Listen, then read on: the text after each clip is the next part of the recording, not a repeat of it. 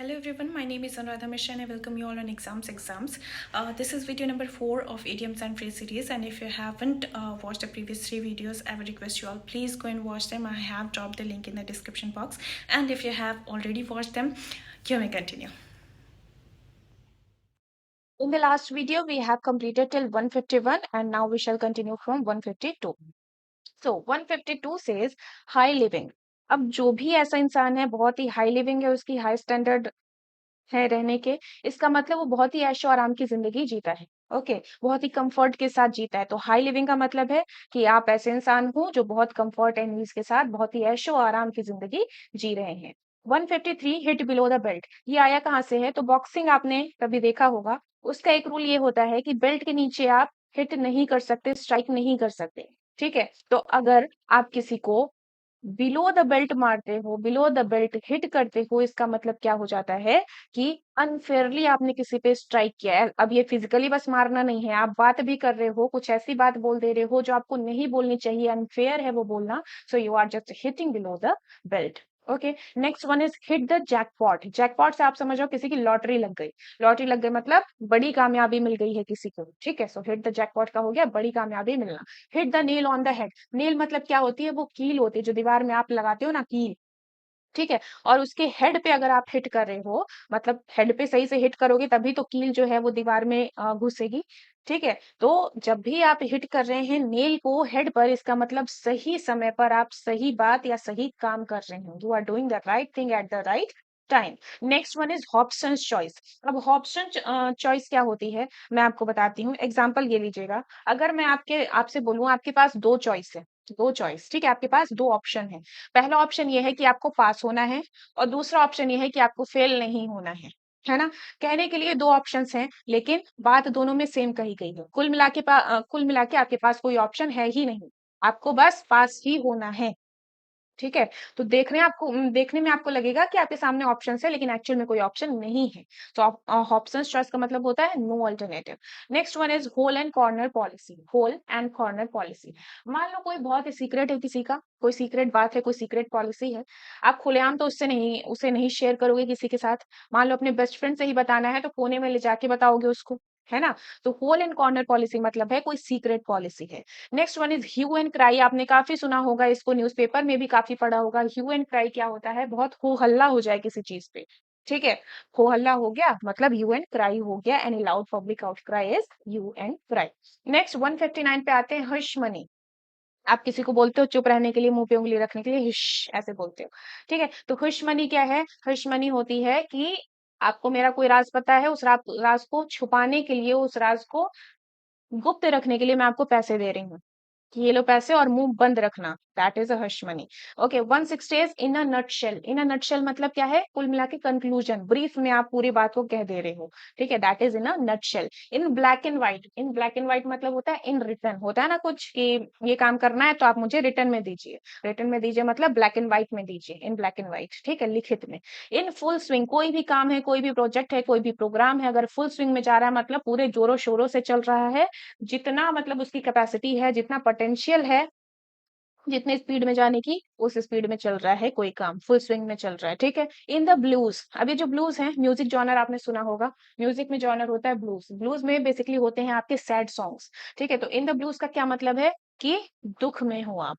Okay, depression में हो, संताप में हो। Okay, in the blues. In the long run क्या होता है? इन द लॉन्ग रन बहुत सुना होगा, शायद पता भी होगा। इन द लॉन्ग रन मतलब होता है इवेंचुअली जो होने वाला है, लंबे समय के बाद जो होने वाली चीज है। ठीक है, अल्टीमेटली जो चीज होने वाली है, that is in the long run. In the nick of time. Nick मतलब होता है बहुत ही प्रिसाइज कट। ठीक, मान लो आपको कोई असाइनमेंट सबमिट करना है और उसकी डेडलाइन है मान लो आज 10 बजे। ठीक है, और 9:59 पे आप लाके सबमिट कर दे रहे हो, मतलब बिल्कुल ठीक समय पे, बिल्कुल लास्ट पॉसिबल मोमेंट पे, in the nick of time पे आपने वो असाइनमेंट सबमिट कर दिया। निक ऑफ टाइम मतलब होता है लास्ट पॉसिबल मोमेंट पे कोई काम कर देना। इन द सेम बोट, जो हालात आपके हैं वही हालात मेरे हैं, हम दोनों एक ही नाव में सवार हैं। In the same boat. Okay, next one is in vogue. Vogue आपने एक मैगजीन का भी नाम सुना होगा। तो जो भी चीज फैशन में चल रही है, जो भी चीज ट्रेंड में चल रही है, उसको आप क्या बोलते हो कि इन वोग है अभी। ठीक, इन्स एंड आउट्स, कोई भी मैटर है उसका इन्स और आउट्स आपको पता है, मतलब उसके बारे में सब कुछ पता है, फुल डिटेल आपको पता है। ठीक। नंबर 169, आयरन हैंड या आयरन फिस्ट अगर बोला जाए। आयरन आपको पता है बहुत ही सख्त होता है ना? तो अगर आयरन हैंड या आयरन फिस्ट से आप कोई काम कर रहे हो मतलब कि बहुत ही कड़ाई से रिगरस कंट्रोल से कोई काम आप कर रहे हो। 170, इचिंग पाम। अब पुरानी बॉलीवुड मूवीज में आपने देखा होगा कोई पुलिस वाला है, उसको रिश्वत चाहिए तो अपना हथेली खुजाते हुए बोलता है कि थोड़ा हथेली गरम करो या कुछ इस खुजली का इलाज करो। तो इचिंग पाम मतलब क्या होता है कि आपको रिश्वत लेने की आदत है। Okay, if you have an itching palm इसका मतलब आपको रिश्वत लेने की आदत है। Next one is itsy bitsy. Itsy bitsy क्या होता है? कोई चीज बहुत छोटी है, इट्सी बिट्सी है। Okay, jack of all trades and master of none. ये समझना, जैक ऑफ ऑल ट्रेड्स, सारे काम आते हैं लेकिन मास्टरी किसी में नहीं है। ठीक है, काम आपको सारे आते हैं लेकिन अगर आपसे कहा जाए कि मास्टर कौन से काम में हो तो किसी में नहीं हो। Okay, next one, jail bird. कोई ऐसा व्यक्ति जो या तो जेल में रह रहा हो या रह चुका हो, वो क्या है? जेल बर्ड है, जेल की चिड़िया है। जॉन्डाइज डाइट। अब अगर आपने कभी सीडीएस का पीवाईक्यू देखा हो या खुद सीडीएस दिया हो तो वहां ये जॉन्डाइज्ड शब्द आपको कई बार दिखा होगा। जॉन्डाइज्ड मतलब क्या है? Prejudiced, biased. ठीक है, अगर आपकी आंखें बायस्ड हैं मतलब आप पक्षपात करोगे, तो आपका क्या कैसा व्यू है? प्रिजुडाइज्ड व्यू है। ठीक है, जॉन्डाइज्ड आई का मतलब। जूडास किस। जूडास किस जो है ना, ये बाइबल का एक स्टोरी है। पूरा स्टोरी मुझे कंफर्म नहीं है बट थोड़ा बहुत पता है, थोड़ा बहुत जितना पता है वो बताती हूँ। अगर आप में से किसी को ये स्टोरी पता है तो प्लीज कमेंट बॉक्स में जरूर शेयर करना। तो जूडास जो है ना वो एक डिसिपल थे जीसस क्राइस्ट के। ठीक है, लेकिन जूडास ने क्या किया था? बिट्रे किया था उन्हें। तो जिस रात जीसस क्राइस्ट अरेस्ट हुए थे, जूडास ही था जिन्होंने बिट्रे किया था जीसस क्राइस्ट को, किस दिया था। ठीक, और उसके बाद क्या हुआ? वो अरेस्ट हो गए। कुछ ऐसा ही कुछ स्टोरी था। तो जूडास ने जब किस किया मतलब समझो फॉल्स लव दिखाया। अब जीसस क्राइस्ट को क्या पता भैया, वो तो ठीक है अपने गुरु को उन्होंने किस किया। ठीक, लेकिन वो क्या था? फॉल्स लव था, बिट्रे करने वाला लव था। Okay, number 176, jump to a conclusion. आपने बात विवाद किया नहीं, सीधे आप कंक्लूजन पे जंप कर गए, मतलब बिना सोचे समझे आप नतीजे पे पहुंच गए। ठीक, next one is kangaroo court. अभी पिछले साल 2022 में बहुत ज्यादा ये फेमस था और न्यूज़पेपर में काफी दिख रहा था, काफी एडिटोरियल्स भी आए हुए थे इस कंगारू कोर्ट के बारे में। कंगारू कोर्ट क्या होते हैं? यूजुअली आप जानते हो जो न्याय करने का काम है किसका है? जुडिशरी का है, कोर्ट्स का है। ठीक, लेकिन कंगारू कोर्ट क्या होती है कि आप अभी न्यायालय पहुंचे नहीं और बाहर बाहर ही आपने न्याय सुना दिया।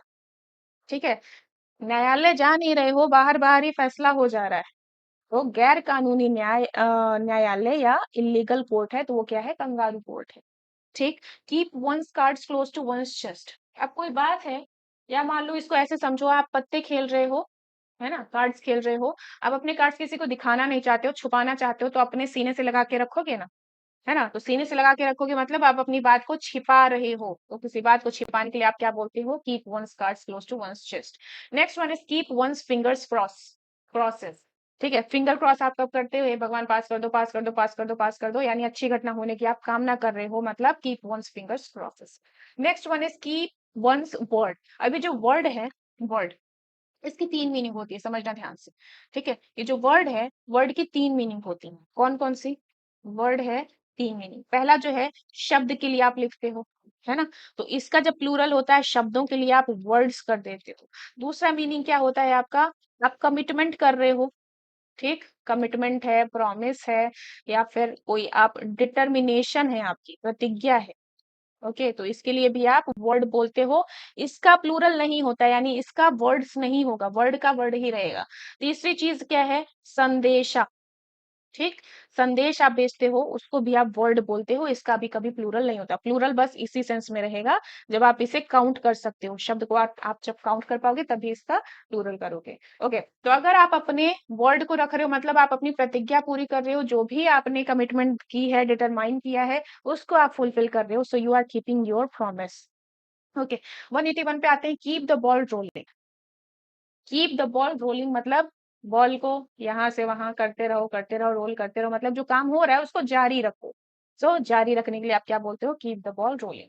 182, keep the wolf from the door. अब वुल्फ को यहाँ आप दरिद्रता से समझो, पॉवर्टी से समझो, और कीप फ्रॉम का मतलब होता है, याद रखना, ये कई बार सीडीएस और एनडीए दोनों में आ चुका है। कीप फ्रॉम का मतलब होता है दूर रखना। तो दरिद्रता को आप अपने दरवाजे से दूर रखना चाह रहे हो, मतलब दरिद्रता के साथ संघर्ष कर रहे हो। ठीक है, आप पूरी कोशिश कर रहे हो कि आप पॉवर्टी की तरफ ना जाओ, पॉवर्टी आपके घर में ना आए। ठीक है, 183 पे आते हैं, kill two birds with one stone. एक पत्थर से दो चिड़िया मार रहे हो, बिल्कुल वही है जिसे आप हिंदी में बोलते हो एक तीर से दो निशाने लगाना। है ना, आप काम एक कर रहे हो और दो समस्याओं को सुलझा ले रहे हो। So you are killing two birds with one stone. 184 पे आते हैं, किथ एंड किन। काफी सुना होगा, आपके जो भाई बंधु हैं आप उन्हें क्या बोलते हो, किथ एंड किन बोलते हो। ब्लड रिलेशंस हैं, आप क्या बोल रहे हो, किथ एंड किन बोल रहे हो। ठीक, next 185, knit one's brow. Knit आपने सुना होगा, निटिंग क्या होती है, जो मम्मी लोग स्वेटर बुनती हैं तो निट कर रही हैं। निट का एक एक मीनिंग और होता है लिंक करना। ठीक है, क्या करना, जोड़ना या लिंक करना। तो जब आप गुस्से में होते हो, आप अपनी भौं थोड़ी ऐसे सिकोड़ते हो। जब आप भौं सिकोड़ते हो, आईब्रोज सिकोड़ते हो, तो क्या होता है, सिकुड़ के वो थोड़ी थोड़ी आपस में लिंक होने लगती है, जुड़ने लगती है। तो उसी से याद रखिए, जब आप गुस्सा होते हैं तब आप अपनी ब्रोज को सिकोड़ते हो, त्योरी चढ़ाते हो, गुस्सा करते हो। ठीक है, तो नेट वंस ब्रो मतलब गुस्सा करना। लेडीज मैन क्या होता है, क्या करूं, वो लेडीज मैं हूँ आदत से मजबूर। कोई ऐसा व्यक्ति, कोई ऐसा आदमी जिसे महिलाओं के साथ रहना बहुत पसंद है।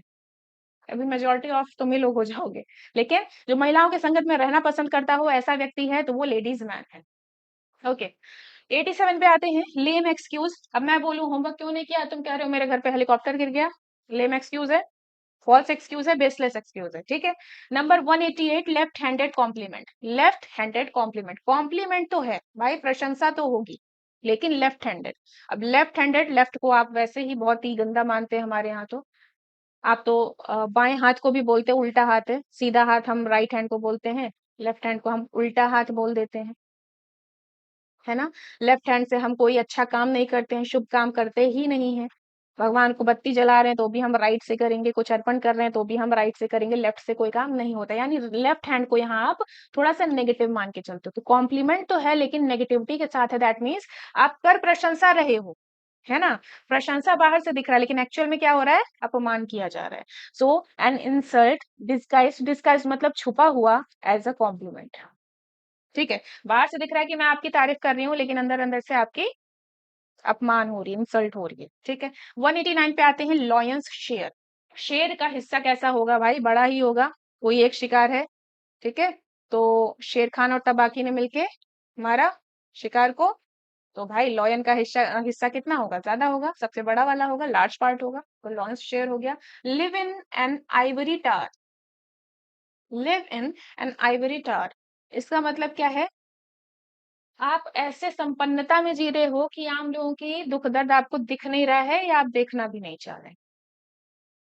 मेरा मन करे तो यहाँ तो मैं एंटीलिया कर दूं, लिव इन एंटीलिया। ठीक है, आप संपन्नता में जी रहे हैं और आम लोगों के दुखों से आप खुद को दूर रख रहे हैं, आपको पता भी नहीं है कि आम लोगों के दुख चल क्या रहे हैं। ठीक, नंबर 191 पे आते हैं, loaves and fishes. Loaves and fishes, now again ये भी एक बाइबल से ही लिया हुआ एक स्टोरी का पार्ट है। लोव्स एंड फिशेस में था क्या, ये लोव्स जो है ना, वो लोफ का प्लूरल है। लोफ जैसे ब्रेड का एक स्लाइस होता है ना, ब्रेड का लोफ, तो वो है। तो होता क्या है कि कई लोग बहुत हेल्पलेस होते हैं, भूखे होते हैं, हजारों लोग। तो जीसस क्राइस्ट करते क्या है कि थोड़ा मिरेकल दिखाते हैं, थोड़ा सा वहां पे लोव्स एंड फिशेस पड़ी होती हैं, उस पे मिरेकल ऐसे दिखाते हैं कि हजारों लोगों का पेट भर जाता है, फिर भी वो लोव्स एंड फिशेस खत्म नहीं होते हैं। ओके, तो कुछ इस तरह की स्टोरी थी वो। तो लोव्स एंड फिशेस को आप जोड़ के देखते हो मटेरियलिस्टिक वेल्थ से। ठीक, ये जो सांसारिक संपदा है उससे जोड़ के आप देखते हैं लोव्स एंड फिशेस को। तो मटेरियल बेनिफिट या व्यक्तिगत लाभ के लिए आप क्या बोलते हो, loaves and fishes. Next one, look of colours. आप किसी के सामने गए, कोई कह रहा है कि आपके चेहरे की रंगत उड़ी हुई है, तबीयत ठीक है ना, खराब तो नहीं। यूजली क्या होता है, आप हेल्दी होते हो तो आपके चेहरे पे एक अलग ही लालिमा दिखती है, लेकिन अगर आपके चेहरे पे कलर्स नहीं दिख रहे हैं, दैट मीन्स आप कैसे दिख रहे हो, अनहेल्दी दिख रहे हो, इल दिख रहे हो। ओके, 193 पे आते हैं, look through coloured glasses. Look through coloured glasses. अब आप गर्मियों की ही बात कर लो, बाहर कितनी गर्मी है, आप सन ग्लासेस वो काले चश्मे लगा के निकलते हो, तो अब बाहर बहुत धूप है लेकिन जब जैसे आपने चश्मा लगाया क्या होता है कि छांव दिखने लगता है सब कुछ, है ना, ऐसा लगता है कि छांव है। ठीक, यानी कि रियलिटी आपको दिख नहीं रही है, यानी झूठे आवरण से आप देख रहे हो। गलत व्यूज आप देख रहे हो, ठीक है, look through coloured glasses. Next one is lump in the throat, गला भर जाना। जब आप बागबान देखते हो तो कुछ सीन्स में ऐसा होता है कि एकदम गला भर गया है, आवाज नहीं निकल रही है, ऐसा लग रहा है कि अब रो ही देंगे, so that is a lump in the throat. ठीक। Mad as a March hare, 195 में देखेंगे mad as a March hare. Mad तो आप समझ रहे हो, पगलाया हुआ। हेयर क्या होता है, वो जो जंगली रैबिट होता है ना, हेयर है।